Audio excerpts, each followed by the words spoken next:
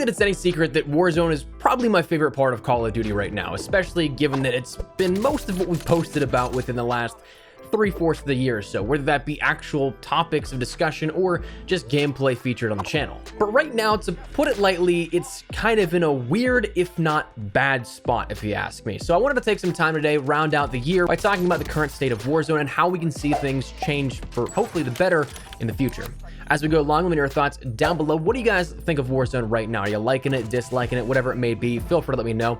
But as well, if you are new to the channel, do be sure that subscribe button. We're on that road to 400,000 subscribers, and we'll keep you up to date with all things Black Ops Cold War, Warzone, and anything COD related. So if you'd like to join the community, I'd love to have you. That said, let's talk about Warzone. So firstly, I kind of want to cover an amendment to Tuesday's update video that we discussed, where we talked about the changes for the week ahead in COD, and I'll be the first to say it. I now understand nothing about their release schedule for these changes, because today at 10 a.m. Pacific time, that's when the shop actually updated. We talked about on Tuesday how there wasn't a shop update and was kind of uncharacteristic because we didn't see one the last week either, the week after Season 1 started. We didn't see one this past week when normally we see updates on Tuesday. So that now makes it, if my memory serves me correctly, we've seen updates to the shop on a Saturday, a Monday, a Thursday overnight, then a Sunday, and now a Thursday afternoon for the shop in the first 2 weeks. Whereas beforehand, it was pretty simple to predict when that'd be happening. Tuesdays and Fridays for a weekend update. So I understand nothing, but we got our first new operator bundle outside of the battle pass, the bulldozer bundle, along with 2 other featured as well, but that marquee item being the bulldozer bundle. For 2,400 COD points, you do end up getting the Blitz bulldozer skin, the monstrous Envy M16 blueprint, the headache Howler blueprint, and the heavy-handed sledgehammer blueprint, among some other smaller items. Now, not only do you get a new operator, 2 new weapons with tracer rounds, which do look pretty good. I think that green tracer round effect is pretty solid, but you also gain access to the sledgehammer, which is now seemingly live as a result of this bundle. So the blueprints look cool and all, but it just is kind of odd to me that this dropped almost out of nowhere here with this. There's also a park skin bundle and a cool looking Sims uniform available in the shop as this update as well. If you are interested in getting any of these and you want to support the channel a little bit further, you can use code Espresso in the item shop like Tim, Guess, John, and Rocker have. But of course, that's entirely optional. But circling back, again, I understand nothing about these release patterns now, but new operators and such available now. Now, the final thing to preface this is that we do have actually another double XP event going on right now until the 4th. So you have ample amount of time here to grind through your ranks if you're chasing down that level 1000, or if you may be going for something at least a little bit more obtainable on the season of just master prestige and level 200. This is a great time to do so, especially because it is the new year here with this, and I'm sure a lot of people are still off and have some time to kill. So if you want to, that's there on offer. But okay, let's talk about the actual discussion at hand here, Warzone, and why I think it's just kind of in an overall bad spot right now. Let's start out with the new additions here with this, and this comes down to, well, the current meta. With Season 1's integration, we saw an influx of weaponry coming into Warzone. 30-some weapons are relatively close to that with a changeover to Season 1 for Warzone and Cold War. But along with that, we also got a lot of experimenting to do because there are, of course, so many new weapons, but it didn't take long for a meta to emerge that we have now. DMRs, Diamatis, MAC-10s, you've seen them, you know them, you've probably used them, or you've probably been beamed by them. If you haven't, then I truly envy you. Now, I'll admit that perhaps maybe I'm just a bit salty about this. I have used it, it's just gotten boring to me, but from a fundamental and analytical perspective, I'd wager to say that this is perhaps the worst meta that we've had, or I guess it's not necessarily the worst because they are so dominant, so they're not like bad weapons, but worse in the case that they are unescapable. You can't get away from these. And I mean that because these cover all grounds of play with weapons that cannot be beaten in head-to-head competition environments. The big issue with the DMR meta is that it's a 2-shot at almost any given range, so long as you mix in one singular headshot with that. You can hit 2 headshots if you want, but if you hit 1, you're basically gonna get a 2-shot. And if you add in stopping power to the mix, then that is quite literally not a fair fight.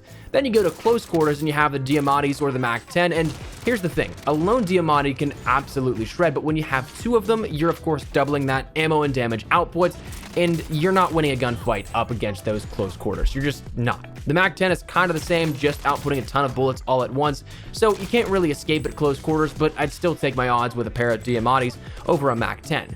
Previously with other meta weapons, even the broken ones, the ones that are incredibly busted and the most annoying, they were kind of limited to specific circumstances. Like the R90 with fire rounds isn't going to map you in a head glitch. The dual-wield magnums from months ago, they're not going to do the same. They're not going to map you in a head glitch. The Kilo and the Growl, they're not going to win those close quarters gunfights against more powerful CQB weaponry. They're just not. So the problem with why this meta is such a bad issue right now is because there is no escaping it. You can lose any gunfight on a dime because this meta sends players to both the long range and the close range extremes with absolute weapons that can't be beaten. So how do you fix it? Well, that really doesn't come down to us as players, but instead we're gonna see nerfs. I don't think that there's any question about it.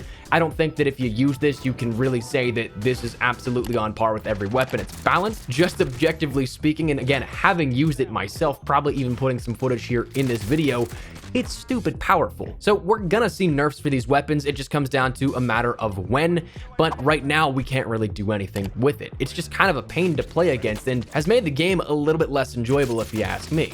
And I say that because yes, of course, you can just adapt, you can just use those weapons, but again, I've used those. At a certain point, it just becomes incredibly boring to use the same weapon over and over and over again, even if it is something that can get you win after win after win.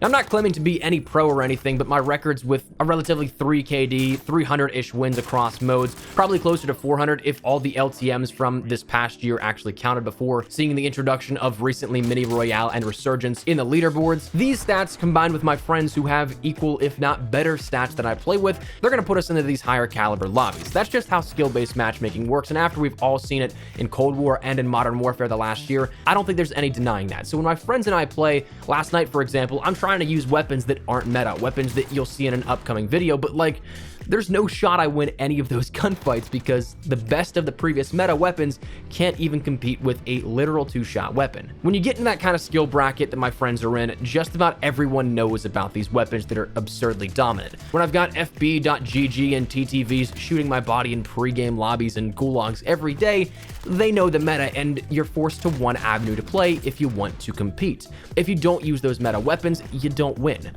So while a simple interest in wanting to win the game begets a push towards meta weapons, those meta weapons that are so dominant then beget the use of like 3 weapons total across 91 weapons in Warzone. And to me, that just makes it incredibly frustrating for one, since you could be having a great game and just get beamed off someone in a head glitch or something with this and it takes you out in 2 shots, but it's also just boring. Like I said, 91 weapons, but only using 3, it just isn't a lot of fun to me. So I guess the, again, only remedy we can have here with this is some weapon adjustments, which are inevitable. But for right now, it's just kind of this limbo period where you're like, if I don't use these weapons, I'm gonna lose, but I don't want to use these weapons because it's driving me insane. On the flip side of things though, Rebirth was actually a really solid introduction, I think, here. And from the very beginning, I was excited because Rebirth, being a reimagination of Alcatraz, I loved Alcatraz within Blackout. It was a ton of fun. It was pure chaos. Those continued respawns kept players in the action. It was something that allowed for some high kill games in a smaller time frame and also on a smaller map, making that chaos again just a little bit more. But for whatever reason, something just feels off, especially this week. And I know why this week, but something feels off in overall the Rebirth experience. This week, it's definitely because it's Mini Royale trios. You have that gulag, you don't have those respawns, and it's something that's, again, very easy to pinpoint. You have a smaller player count, you don't have the ability to really get back into the action outside of the traditional gulag experience and being bought back into play, so that slows down the game tremendously as is. That's something that makes it basically Verdansk, but put it into a 10-minute box and with still those peaks and valleys. You can have those high action intense moments, but also couple of minutes where you won't find anybody and it will be just kind of like, all right, what's gonna happen next? But Resurgence was actually quite nice. It wasn't quite to the point of Alcatraz, I think, in terms of pacing, though when you look at it again, it's still kind of weird because we had the same amount of player counts, we had 5 redeploys, but the difference between Resurgence and the redeploys is that you can actually cut down the time that it takes instead of it being a standard window of redeploys. So that's something that's interesting to me, but I guess it comes down to the guaranteed respawns versus the prospect of more respawns. Resurgence was definitely fun, but I would love to see them play around with something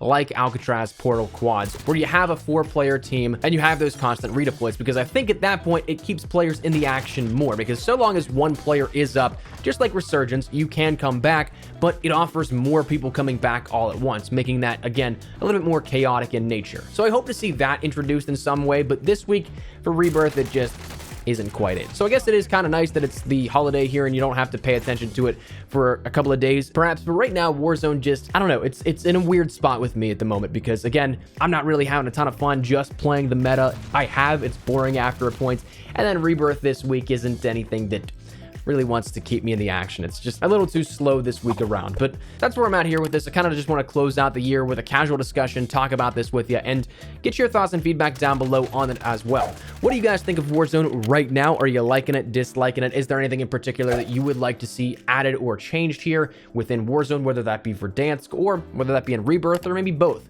Whatever it is, feel free to let me know your thoughts. But hopefully you enjoyed the video. If you did, make sure to drop a like down below. And of course, if you are new to the channel, make sure you guys subscribe. So it's a single thing regarding all things Black Ops, Cold War, Warzone, and all things COD related. So if you're interested, hit that subscribe button. If you also want to follow me over on Twitter and Instagram, those are the best places to get connected outside of YouTube. Practice on both those. So if you guys want to strike a conversation, ask me a question, whatever it may be, that link is down there in the description below. That said, thanks so much for watching. My name is Espresso. I'll see you guys later. Take care and peace.